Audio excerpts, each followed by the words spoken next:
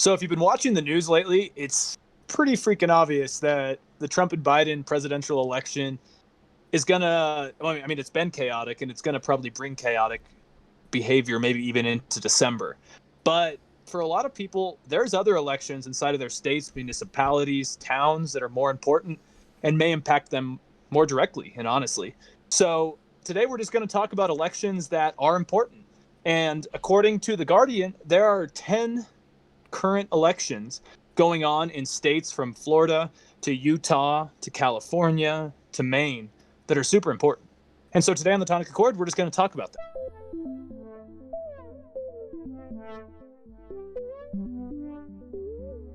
What's up, Drew? How are you? I'm doing good, man. I'm doing good. The anxiety around this election is in full swing. It's a week away. I am busy as hell working in political media, but I'm very excited for it to be over. I'm excited just to see what happens. It's just cool. It's just I'm a little nervous, but it's just a lot of energy in what I do and in the world right now, and it's just crazy to live in such historic times, I guess, as cheesy as that sounds.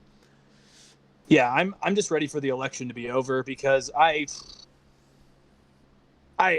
no, I'll take that back. I'm ready for January to come. Yeah. Because November, like, we think of election day being November 3rd. It's not going to be November 3rd. If anyone thinks we're going to know all the outcomes on November 3rd, you've been sleeping under a coronavirus-free rock for a long time. So, but yeah, man, I'm just like, I just want to get back to where if my neighbors have a Trump sign and I have a Biden sign, we don't care. And I don't know if I don't really know if that's even going to be possible, but yeah, I'm just ready for this to be over. But just kind of the backdrop for this is that The Guardian says that there are 35 Senate seats that are up for election in November. And the number of additional seats the Democrats need to win for a voting majority depends on who wins the White House. Obviously, because since any Senate tie of 50-50 is broken by Mike Pence or Kamala, Right, the VP. but there are many races. So let's just kind of go through some races. Let's talk about like our thoughts coming into the election. So are there any like first takeaways or races that you have? Yeah. Thinking about? Well, I want to give a little bit of context for those maybe that are not as eloquent in U.S. politics. Word. Right? the reason why some of this stuff is super important, right, is because like right now you have a Democratic House, a Republican Senate, and then a Republican as the president, right? Even though Donald Trump doesn't have a Republican control of the House, with the Republican control of the Senate, he's been able to do a lot of bills, pass a lot of things, confirm Supreme Court justices without much backfire, right? Without much stopping him. And really only the Democratic House has done things like launch investigations, suggest bills, but the Republicans have pretty much been in control of our government for the last 4 years, and especially the first two. Now, when we're looking at this election, right? Let's say you do have like Trump win, but the Democrats take the Senate majority and the House. Trump would basically be blocked from doing almost anything, right? He could do executive orders, but there's a lot more checks and balances that would be on his second term if the Democrats had a majority in the Senate. Vice versa, if you had Republicans control the Senate and Republicans take the House with Trump win, and then boom, then he's free to do basically whatever he wants. And so it matters. It matters as far as like the limits you put on the president. Same kind of thing if Joe Biden wins, but the Republicans keep the Senate. Joe Biden's going to have a very tough time getting through his agenda because of a Republican Senate.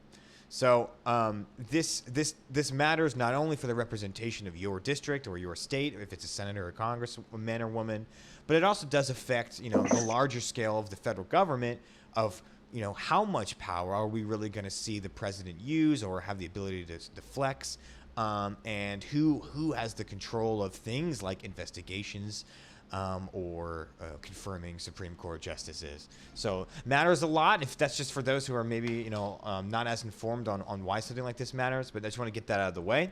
So let's look at some of and really quick. Sure. Before you go, while you're on kind of the more theory side of it, I think that reminds me that I actually personally have always been a proponent of a divided government. Like, I think in some ways, prior to Obama, ever since Obama, we've seen that not work. But pre-Obama, especially in the Clinton years, we actually saw a Republican-controlled Congress with a Democratic White House actually be quite efficient. Yeah. And so I want to go back to that. So I just want to put that opinion there. I don't think it would even work now with these fringe parties like Yeah, I agree. QAnon. My one prediction, by 2025 there will be a QAnon party, much like the Tea Party. So it's going to be hard. It's going to be really hard. Well, certainly I would like it back to that more bipartisan, cooperative, but certainly, like you said, like in the 90s, the parties were a lot closer in ideology and rhetoric than they are now. I mean, Yeah. take a look at like Al Gore and Bush and how pretty similar they were as candidates, and then take a look at someone like Donald Trump and Joe Biden and how starkly different they are, at least to my eyes. Yeah, mine too.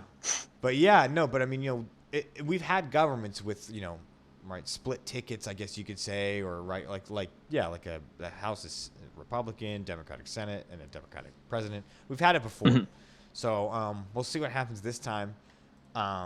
Some specific races, right, that I'm paying attention to. Let me have my notes here. Jody Ernst versus Greenfield in Iowa. Yeah, Jody Ernst, incumbent. It looks like it's a straight up toss up. Iowa Senate seat. It's a straight up 50-50 toss up based on the polling that I'm seeing.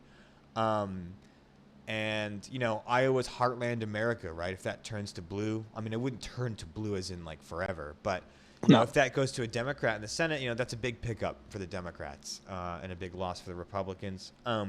You have Ossoff versus Perdue in Georgia.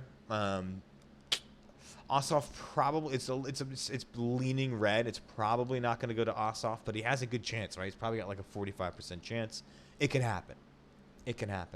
That'd be a big win for the Democrats as well in Georgia, and a loss for Republicans. Where Republicans are trying to pick up their seats back, one of them is in Alabama. Tuberville versus Doug Jones. Doug Jones won in 2018 versus Roy Moore. Roy Moore is probably the worst candidate, the worst Senate candidate to ever grace American politics. I mean, the guy was literally he was like known for trying to date teenagers as a 30-year-old. He was hanging out at malls, like hitting on teenagers. Like admitted to being like, oh yeah, I like them young. Like that guy was one of the worst candidates ever. And so Doug Jones, a Democrat, won in Alabama, which is like practically unheard of. Because of that, Jones is probably going to lose his seat again. And from 2018, it's not going to last long. He's up against a normal Republican now. He doesn't have the luxury of going against a hated pedophile.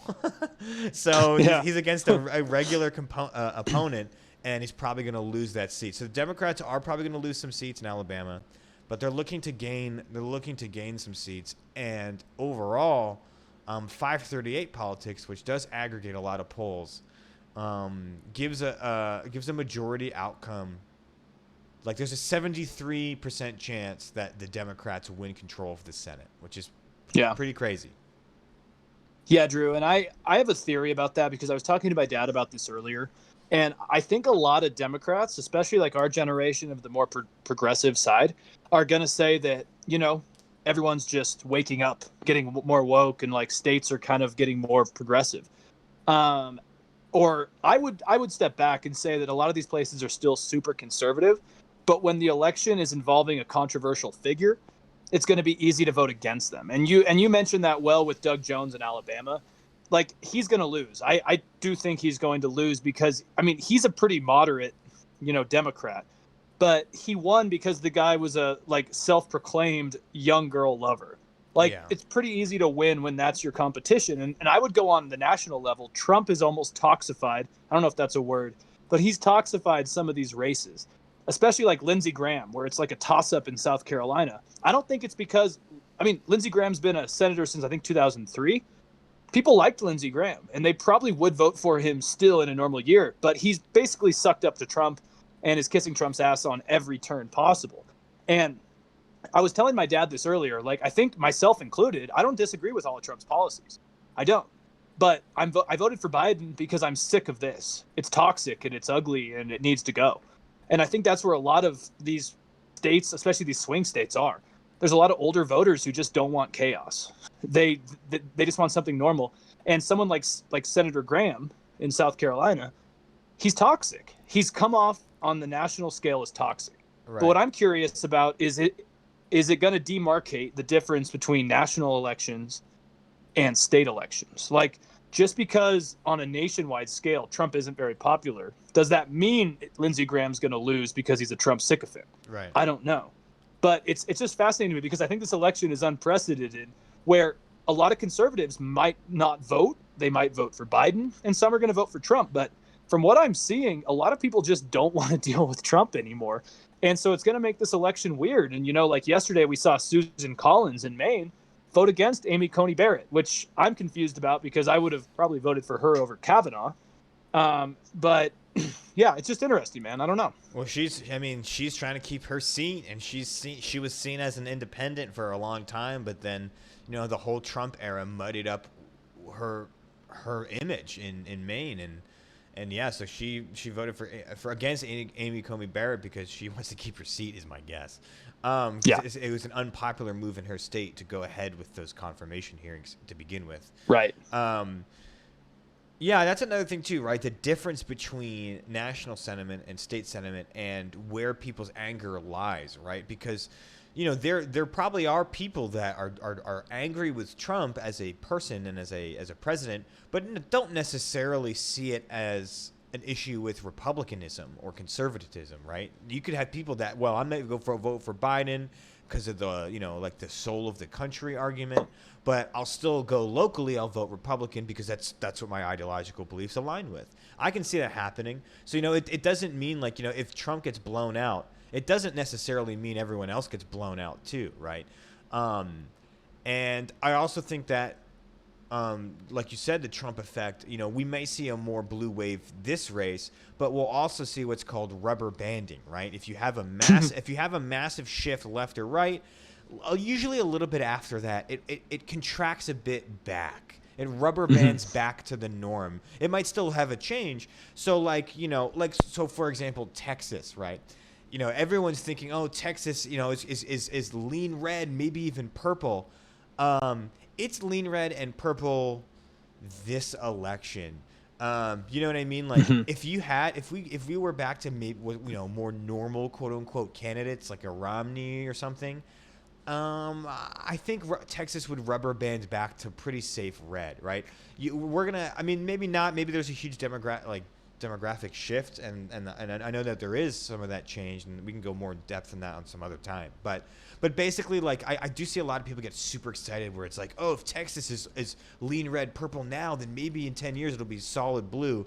No way. There's going to be a rubber band effect. I think we're seeing that people don't like Trump. They don't like Trump. Yeah. But after this Trump thing, it doesn't necessarily mean Republicans are dead in the water. It doesn't necessarily mean that this blue wave will, usher in a new era of blue politics, right? Maybe for 8 years, maybe even for 12. But the rubber banding will happen back, and I really do think that this election is unique and special because of Trump. Yeah, I definitely agree with you. Like, I voted for, Biden and Harris, and I'm not afraid to say that, obviously. But I split my ticket. Right. I voted locally for some conservatives and for some liberals. Like, Trump's national status didn't change how I felt about my county, for example. Sure. You know what I mean? And I'm just curious how many people are gonna, like, obviously you're gonna have the people that are just voting to get Trump out. And I think our generation, hopefully this time around, will do that. They didn't do it in 2016, so we'll see. I think I've talked to more people our age that said they didn't vote in 2016 than they did. And that's a problem on its own. But, like, I also talking about Texas. I think Texas is interesting because just today, The Economist came out with a really interesting article saying that Latino men are voting quite highly for Trump in Texas. Yeah. And it makes sense to me, the machismo culture, where I think a lot of, especially younger men, no race attached, kind of find Trump funny. Like, especially if you're undereducated and you're like, yeah, this guy just doesn't give an F. And he's, yeah, sure. he's just doing his thing. Yeah, definitely. And It's one of the biggest splits in the United States is between Latino men and Latino women in Texas. And I have the number here. His polling in battleground states among men, 35%, is much stronger than women, 22%. But in Texas, it's almost doubled, where Latino men love Trump. Right. And so it's almost interesting that Trump's brought out an almost another demographic of voters for him. So Texas, again, like you said, and I think that's a very astute point, is that I don't take anything if Texas goes purple in this election. I don't. Yeah, it can because go it's such a unique time. And now I did want to mention one race while we're talking about that I actually think is interesting. It's Florida's 26th congressional district, and the incumbent, who's Debbie Powell, Mucaresel Powell, who's a Democrat, and she's running against Carlos Jimenez. And he's obviously a Latino guy, which is always interesting in Florida because there's so many like overlaying like themes and ideologies. Cubans and Puerto Ricos and yes, exactly. Like Puerto Ricans are more liberal, Cubans are more conservative. Right. It gets tough. But this is a district that has changed twice since its creation following the 2010 census. Joe Garcia was a Democrat. He won in 2012. Carlos Cubiello was defeated by Garcia. He was a Republican in 2014.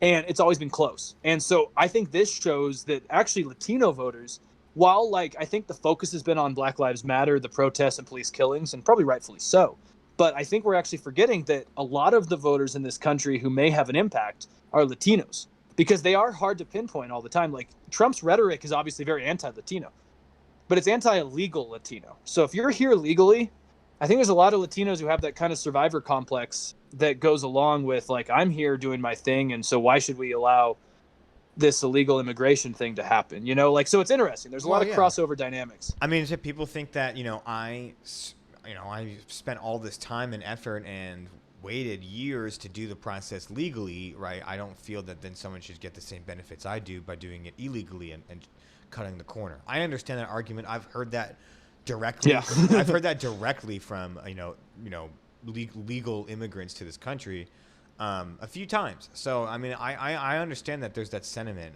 of like, I went through the system and it was tough for me to do that. And so I should be, why should they not go through that system and get the same benefits? Definitely a common argument. And yes, like you said, Latino voters in America are certainly not a monolith, especially in Florida. You really do have people, liberal, very conservative. Latinos are generally more religious, right? Whether it's Catholic or not, but they're generally more religious, which does tend to be more conservative in as far as like social issues. So yeah, I mean, but that's what's so interesting to me is it's weird because this was the kind of things that like the 2012 Romney party was realizing, like, wow, we actually have to appeal to like minorities more. We have to appeal to the youth more. And Trump just came in and like doubled down on everything else. And yet, Trump does better with Latinos than Romney does, which is so strange, right? They almost gave up appealing to Latinos. I mean, gosh, Trump, like you could literally say he did the opposite. Trump tried to not appeal to Latinos by saying rapists and whatever, and then he posts one picture with a taco bowl. But he does better with Latinos than Romney does, right? I think it's because of the abortion angle, the religious angle, and the social aspect. So I don't know, very interesting, very strange. I do think there's a lot of demographic and political shifting going on, but certainly I actually don't think it's this massive blue wave. Like, I think we will see a big blue wave for this election. But I don't think it's going to start this progressive woke era of the country like maybe some people think it is. No, I hope not. Just personally. But no, I'm with you there. And I think the alarming thing is like David Pakman was talking about it, and he's my trusted progressive source, and he basically was saying that mail-in voting is super tilted towards Democrats, but most Trump supporters are voting in person. And so, like kind of relating this all back to the election. Hold on. What was that? I don't buy that claim though. Mail-in voting was tilted to Democrats because historically it wasn't. Historically, it was tilted to Republicans. But in this election, it is. Okay, because right. like that's what I mean is in this election, the numbers so far Okay, are right. showing that most mail-in ballots, like, or the not most, I would Early say a voting. general majority of early voting is Democrats. So Yes. right now, I think there's a lot of hype on the Democratic side Gotcha. that Biden's going to do very well. But we have to remember that a lot of conservatives, and anecdotally, I could back this up, a lot of conservatives are going to the ballots on the day of.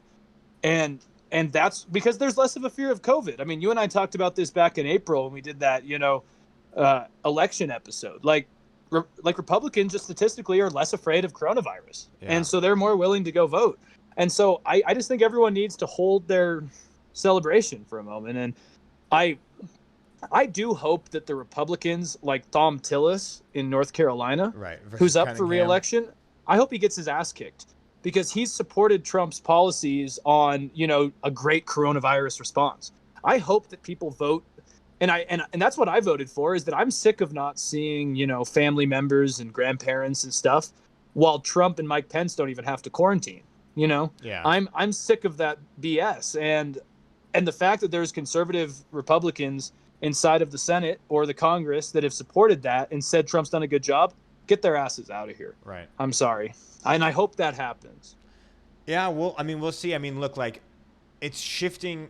Recently the polls have shifted even more towards the Democrats.